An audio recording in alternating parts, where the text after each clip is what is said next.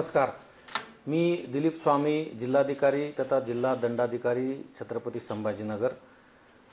आपल्या जिल्ह्यामध्ये सर्वत्र शांतता आहे, सुव्यवस्था आहे, कुठलीही काळजी करण्याचं काही कारण नाही आहे। परंतु आपत्कालीन परिस्थितीमध्ये प्रशासन आणि जनता सर्वतोपरी तयार राहावं यासाठी शासनाने दिलेल्या निर्देशाप्रमाणे जिल्हा आपत्ती व्यवस्थापन समितीने आपल्या जिल्ह्यामध्ये काही ठिकाणी मॉक ड्रिल घेण्याचा निश्चय केलेला आहे। त्यामध्ये आज दिनांक 10 मे रोजी ग्रामीण भागामध्ये पैठण येथे मॉक ड्रिल सायंकाळच्या वेळेस संपन्न होणार आहे।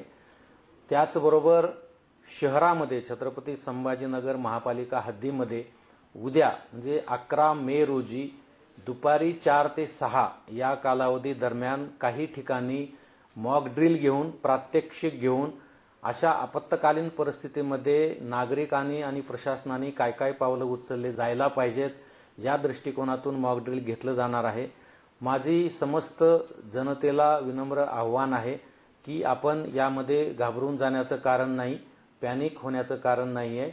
उलट पक्षी या मॉक ड्रिलच्या माध्यमातून आपणाला संकटकाळी कशा पद्धतीने रिॲक्ट करायचं आहे हे आपणाला सुद्धा शिकायला मिळणार आहे।